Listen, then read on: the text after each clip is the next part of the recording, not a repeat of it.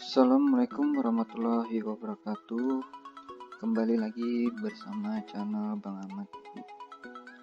Ya, kali ini saya akan menjelaskan turunan fungsi trigonometri. Materi ini sendiri materi matematika peminatan kelas 12. Oke, langsung saja ke pengertiannya dulu. Jadi pengertian turunan fungsi trigonometri adalah persamaan turunan yang melibatkan fungsi-fungsi trigonometri seperti sin, cos, tan, cot, sek, dan kosek. Oke, lanjut lagi penerapan turunan fungsi trigonometri. Nah, untuk penerapannya sendiri biasanya pada bidang arsitektur modern, kemudian kurva-kurva nan indah, pada permukaan baja, bebatuan, kayu, dan lain-lain. Oke, lanjut kita ke dasar-dasar turunan fungsi trigonometri. Sebagai berikut rumus-rumusnya. Nah, jika ada X sama dengan sin X, maka turunannya adalah cos X. Kemudian turunan dari cos X adalah min sin X. Turunan tan X adalah sek kuadrat X. Kemudian turunan dari cot X adalah negatif kosek kuadrat X. Turunan dari sek X adalah sek X dikali tan X. Dan turunan kosek X adalah negatif kosek X dikali cot X. Nah, ini adalah dasar-dasar dari rumus-rumus turunan fungsi trigonometri. Nah, dari ini rumus nanti bisa kita kembangkan lagi untuk mencari rumus-rumus yang lebih bervariasi. Anggaplah ini konsep dasarnya dari turunan fungsi trigonometri. Kemudian yang kedua yang harus diperhatikan, kalian harus menguasai konsep dasar dari turunan fungsi. Nah, turunan fungsi itu misalkan turunan X sama dengan 1. Nah, turunan 2X berarti sama dengan 2. Nah, itu sudah dipelajari di kelas 11, jadi tidak perlu kita terlalu membahas.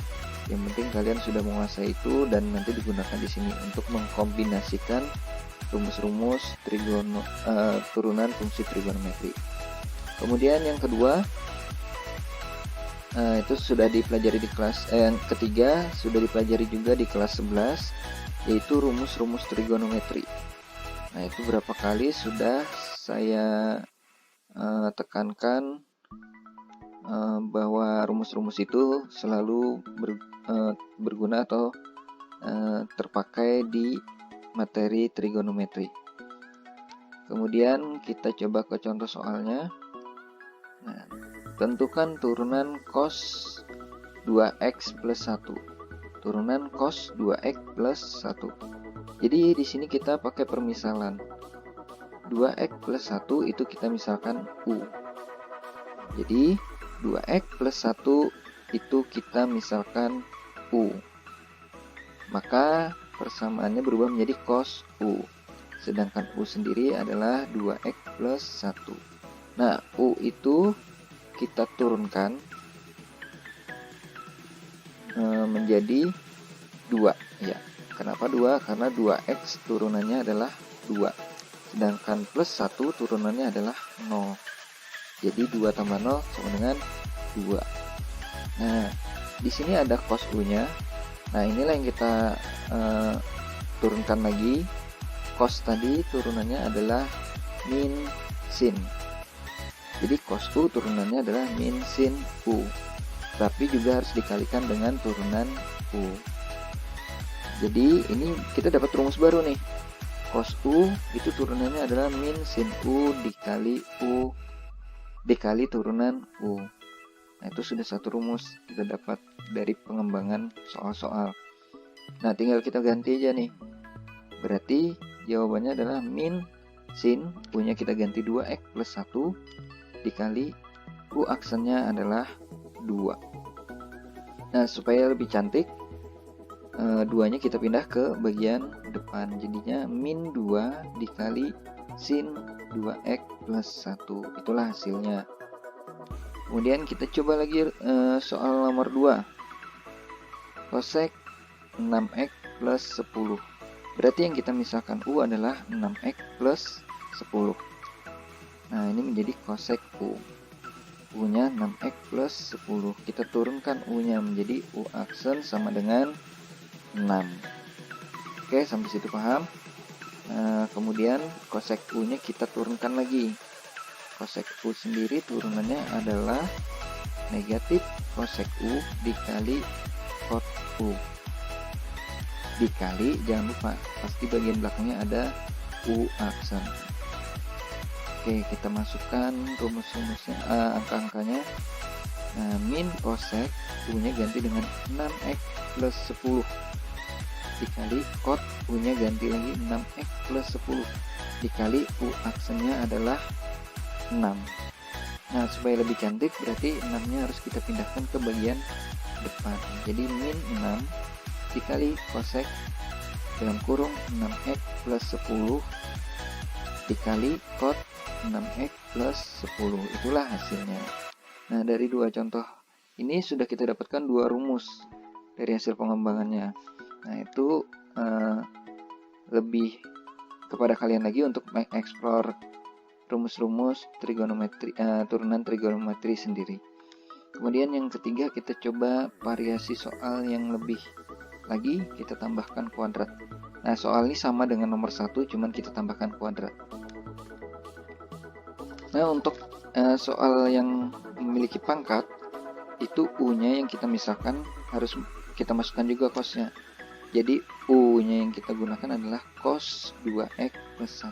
Ingat, U yang kita gunakan adalah cos 2x plus 1. Kenapa? Karena di sini dia memiliki pangkat.